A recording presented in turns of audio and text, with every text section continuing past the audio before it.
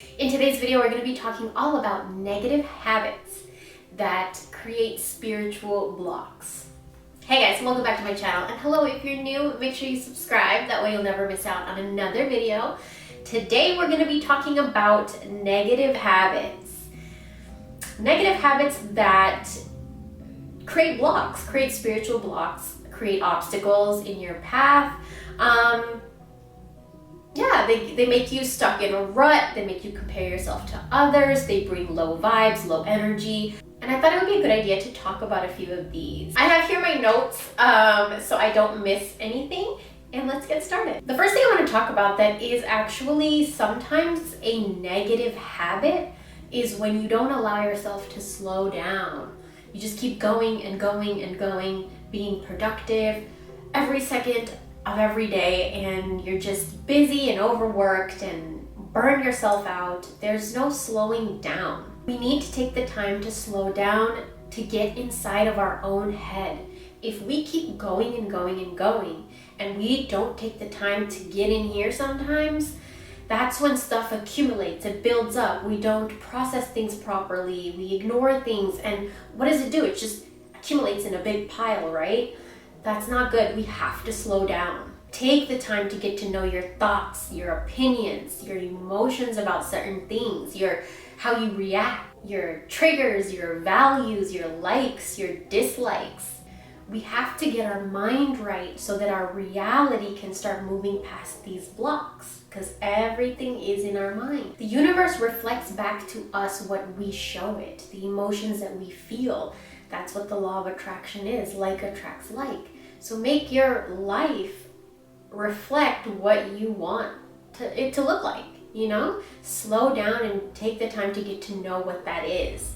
The second negative habit that I want to talk about is checking your phone and your social media first thing in the morning and last thing at night. The first thing that you see or experience in the morning and the last thing that you see and experience at night before you go to sleep, those two things should be very positive, uplifting, and positive, good things. You know, you don't want to look at something first thing in the morning that, first of all, it's about other people, it's about someone else,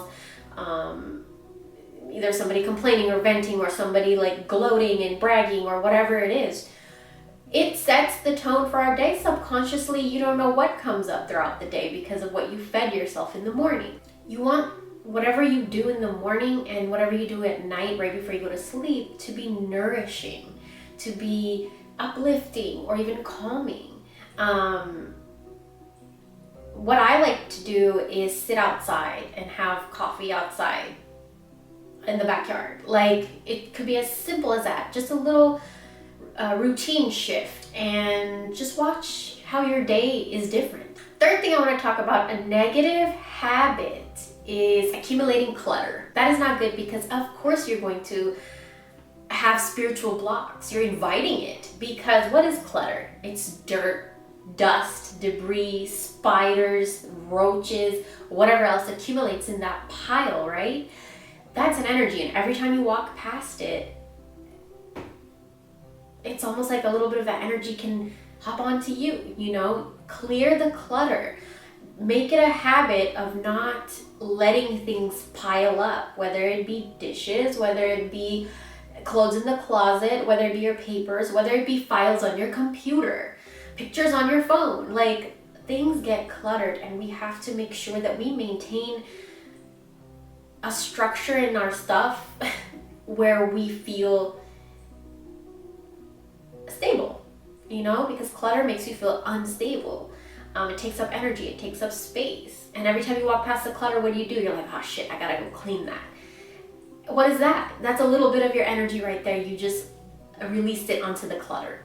If you're actively trying to manifest something, make sure that you go around your house and look around if there's clutter. That could be the block, you know? Clear the clutter. The fourth thing I want to talk about is something that I am guilty of myself, which is talking about or complaining about a specific problem or issue for way too long. Basically, you're dwelling on a problem or a situation or conflict or something for way too long.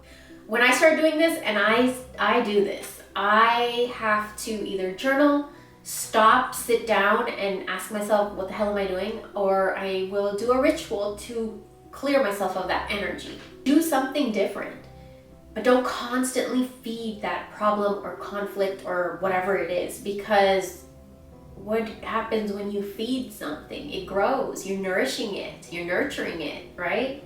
The fifth thing that I want to talk about is expecting a negative result. Now, this happens far too often. I see it so many times. A lot of people that don't really know too much about tarot, they will approach tarot like, okay, let's see if this is real. Let's see what happens. Let's see if you could predict this, this, and this. When that's not what tarot is. In my eyes, it's a tool for bettering yourself. So, you know, expecting a negative result, like attracts like, right? If you expect it, what's going to happen? The sixth negative habit that I want to talk about is desperate energy. When you have a lack of faith and you just there's this desperation, there's this panic in your energy when it comes to, you know, trying to get rid of spiritual blocks or anything of really, like you're waiting for a result of something. Anything can cause that desperation, that panicked energy, reacting before you think, going into straight panic mode. These are all things that will create spiritual blocks because that energy is so frantic and chaotic. And when you're manifesting something, that's resisting. That's a resisting energy. When you're manifesting something, you want the channel to be clear, calm, and open. Not frantic and rigid and anxious, because it's not going to align and it's not going to happen.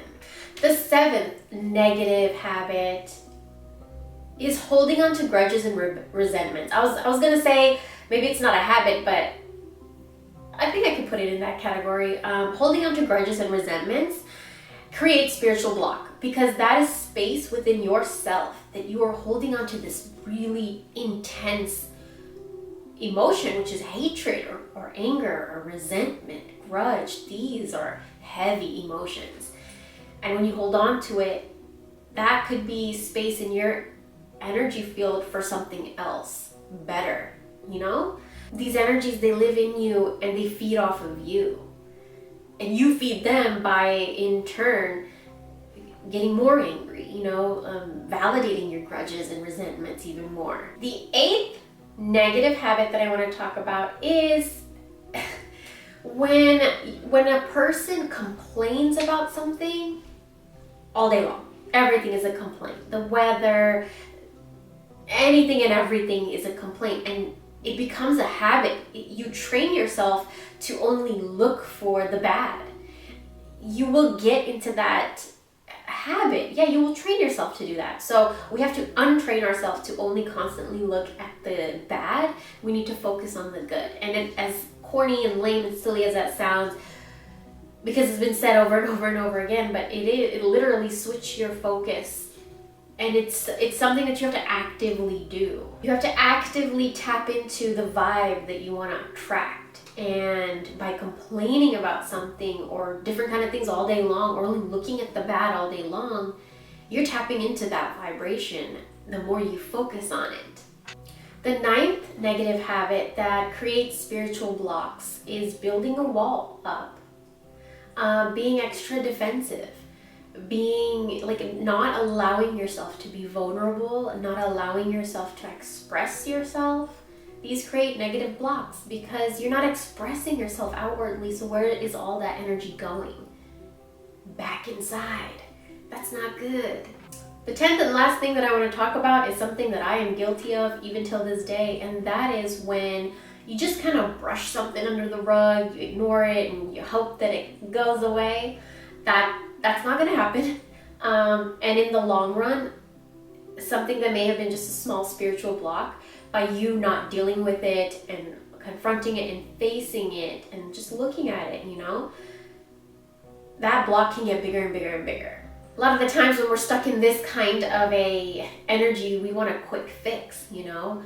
What can I do that I can just be okay, you know? You don't want to work through it. You just want to jump over it to the other side.